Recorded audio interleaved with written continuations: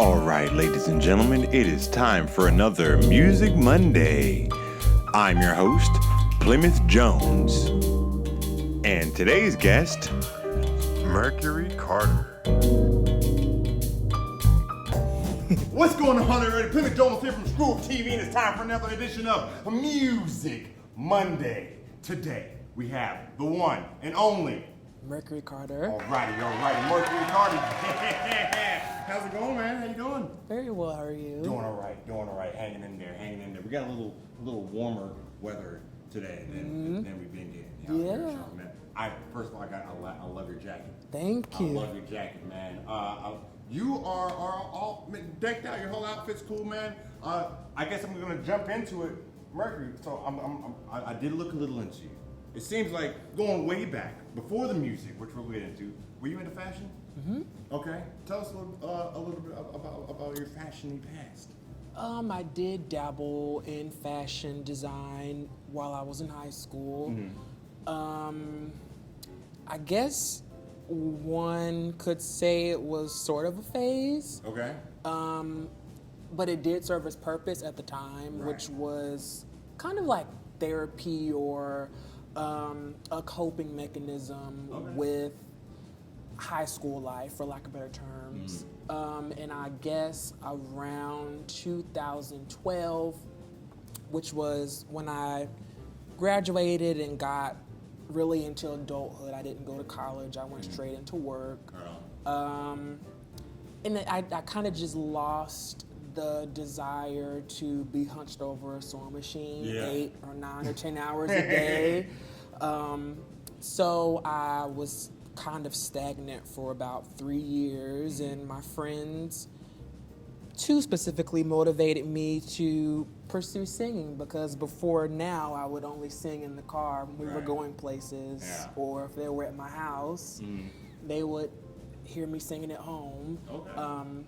So yeah, I did dabble in fashion. I was able to have my designs on exhibit at the Mint Museum for 3.5 years. That's awesome. It definitely did help me cultivate my eye for my own personal style. I just, after a while, didn't enjoy the construction aspect of it. No worries. Did you ever see yourself pursuing a musical career? No. Before 2015, which is when I guess you could say went public, because I released my EP that October. But before then, you couldn't pay me to sing in public. Right. So no, I never thought. You said a few friends were like the spark for you. So what made you keep going with it and decide to like create content? Well, it started out with them just, I guess, infrequently just saying, you should make an EP, you should make a YouTube video. This was way before streaming was a thing, so SoundCloud was more prevalent for new and upcoming artists, or just doing YouTube cover videos. So they suggested both. I just didn't get serious about it until, as cliche as it sounds, but until I went through a horrible breakup. And that motivated me to write, over the course of just 1 week, a series of poems, which I put melodies to. I had an iPad at the time. I purchased a music editing or making software, and I purchased a mic from Guitar Center, and I just did the EP, and it was basically 7 days of just regurgitation of what I felt at the moment. And I played it for my parents and my friends, and they were thoroughly impressed, so I decided to release it on SoundCloud. And once I saw the reception from the public digitally, I decided to do diagnostic tests by way of karaoke around town to see how they would handle me live, or if I had the nerve. And the rest is history. Yeah, that's awesome. So your first EP was self-titled, correct? Mercury Carter. So is that because it was so personal to you that you decided to self-title it, or was it just because it was your first one? What was thinking of titling it? And A bit of both are the reasons behind it. I actually initially wanted to be, I guess you could say off the grid, kind of like what Sia has tried to do with wearing the wigs and hiding her face. I tried to be what a Mason Margiela is, where you no one till the day knows who he is. Yeah. He could be deceased and no one would know, but his work still lives on. So at first I kind of just wanted it to be just Mercury, with no kind of tips or hints that it was me. Because before then no one had heard me sing, so no one could say, oh, that sounds like Kevin, or anything like that. And then also because I just didn't really have a title that would make sense, because ultimately the songs were personal in regards to my experience with my first time falling in love. And then of course just crossing that cusp into adulthood, because I had done it when I was 20. And I hadn't known anything before then aside from just clocking in at Best Buy every day. So I guess for lack of better terms, I didn't really know what else to call it. And then the type of music that I appreciate, which some may consider older music. I don't really like anything the 80s or beyond. I like things prior. And I noticed a lot of them, their first album was self-titled. Everyone from Whitney to Mariah to Shaka to Aretha, Marvin, the list goes on. So I kind of wanted to stay true to that aesthetic, because that is kind of the breath that I would like to bring back to the music industry, is just 100% unscathed authenticity. And I didn't know what else to call such a personal project except my own name. Right on. Mercury Carter. So, your real name's Kevin? Where did Mercury come from? Who is Mercury Carter? Well, I'm a Virgo, and I read that I'm horrible when it comes to anything astrology. No worries. Not much better. I don't even know what else to call it except astrology, but I read somewhere that Virgo is within Mercury's, I guess you would say, atmosphere, stratosphere, area, circulation, whatever the term is. And I was like, okay, that could work. And then I wanted to keep my last name to uphold the legacy of my family, because I am the last Carter of my family. I have a sister who, her name will change. And my father only had sisters. So I'm literally the last Carter of my family, so I wanted to keep it. I like it. And I just thought Kevin Carter was so boring. Like if you Google Kevin Carter, the first thing you'll see is a photographer that did a lot of work in Africa in the 80s and the 90s with photography work, which is amazing, but I feel like Kevin Carter served its purpose with him. There you go. That is the Kevin Carter. And Mercury was born. Awesome. So you put out your first album, self-titled. What was that feeling like? Like putting it out, hearing it on streaming. Did you have it on streaming services? Only SoundCloud at the time. Only on SoundCloud at the time. It felt weird. I remember the day like it was yesterday. I was over one of the individuals' house who motivated me to do it. And we kind of had like an impromptu release / listening party with maybe 4 other people I invited. And in that instance, at that moment, it was amazing. But of course, once I go home and I'm in bed with my own thoughts, and it's just like, what did you just do? You just started something that you have to now carry out. And then it was also inspiring because it kind of forced me to find my niche, because before this, I didn't know what to do. I know I didn't want to do a 9-to-5 for the rest of my life. Right. I did go to art school before public school for middle school, specifically for voice and musical theater. But once I transferred to public school, I kind of shoved those attributes to the side. So it was also something along the lines of that needed to happen in order to catapult you or become a catalyst for the next season of my life. But it was still very frightening. I didn't know what to expect. I didn't know how to gauge if it was going well or not because I, at the time, didn't have any representation, and I still don't. So it kind of was just like a diagnostic test, like karaoke was, but this go around digitally with my voice. And I did notice it was received in lots of different ways, which opened my eyes even more to how your artistic creations or segues or endeavors can be perceived no matter how long you've been doing it or how good or bad you are at it. But you got a call one time to perform one time overseas, is that true? What? Talk us through that. What happened? So I was actually at work.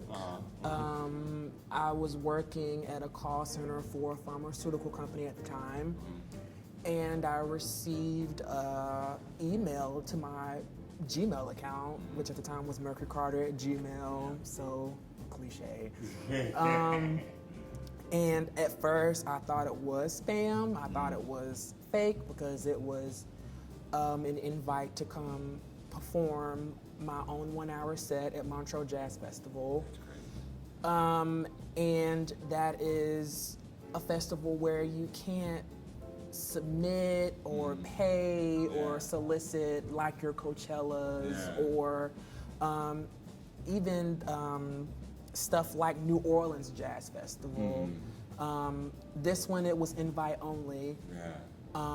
So that within itself, Montreux, Switzerland. Montreal, Switzerland. Switzerland. It's crazy. Yeah, and it was actually in the city where Quincy Jones lives.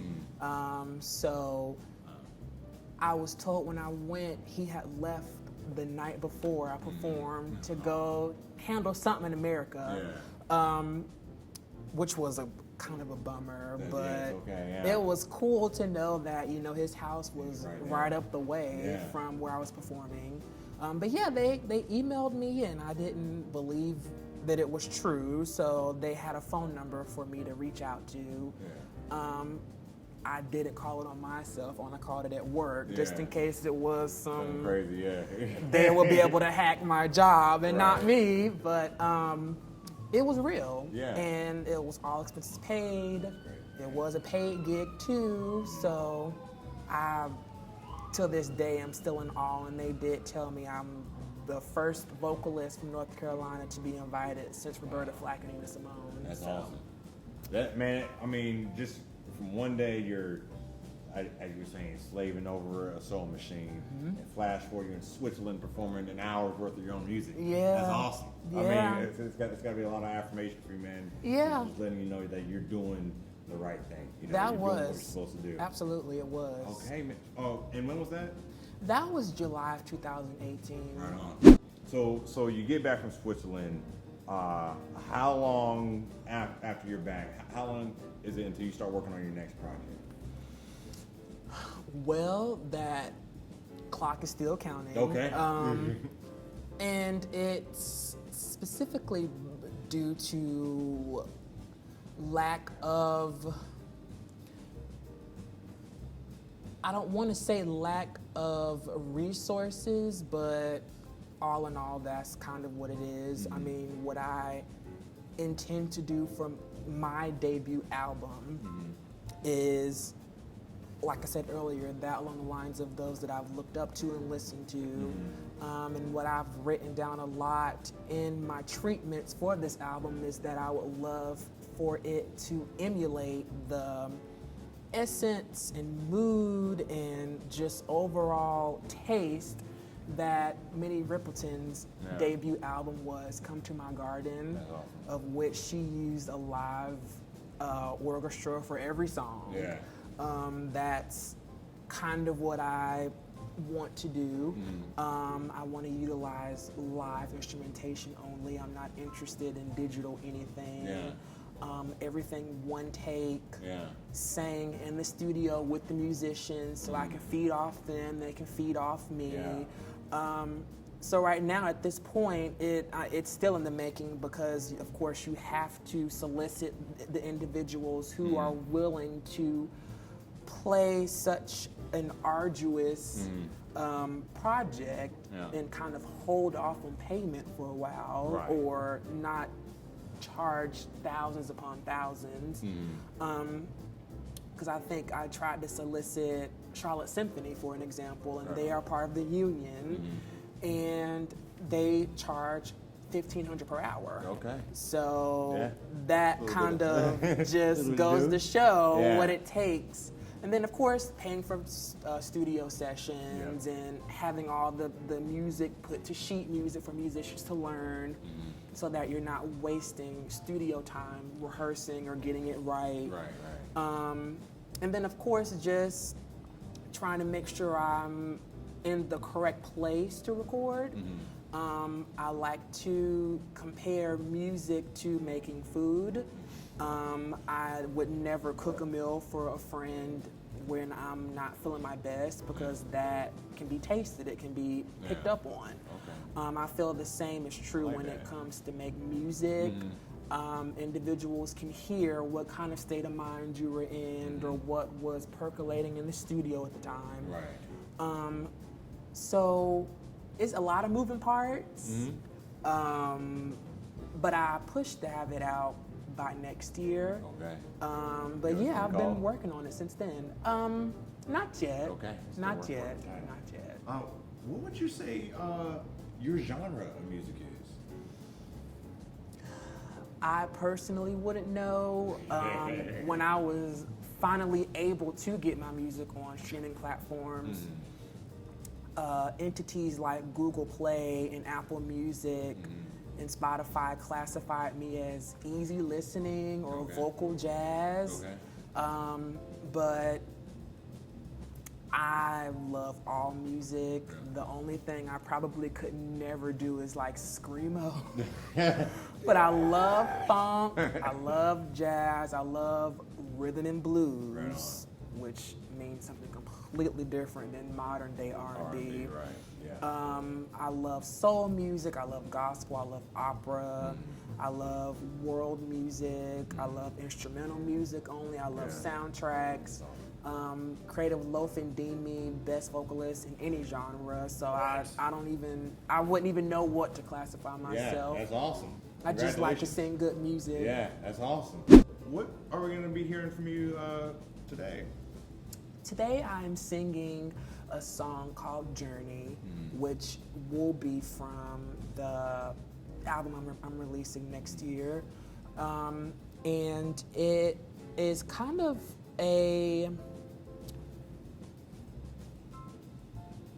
the structure literally is a melodic poem.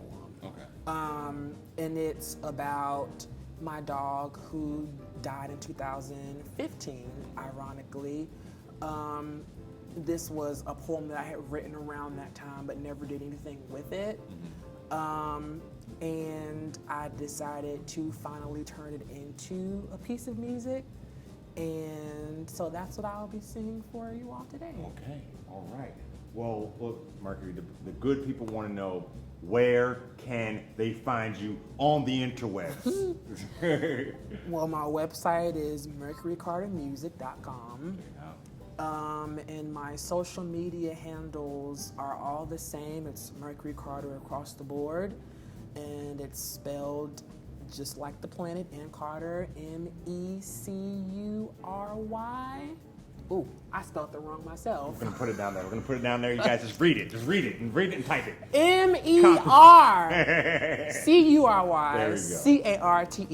There we go. I promise I know how to spell. That's okay, guys. And as always, guys, you guys can find me at Plymouth Jones at ScrewUp TV. Make sure you guys stay tuned at the end for a clip of the song Journey, and make sure you guys stay tuned on Friday at noon to an all-new episode of Light and Song when Mercury sings the full song Journey from his Untitled album.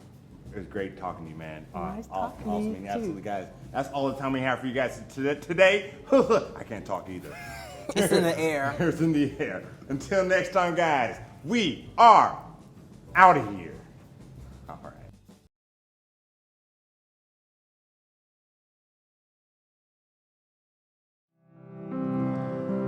Come with me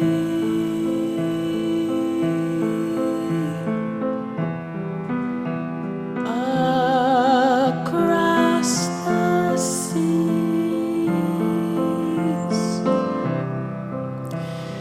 Take my hand.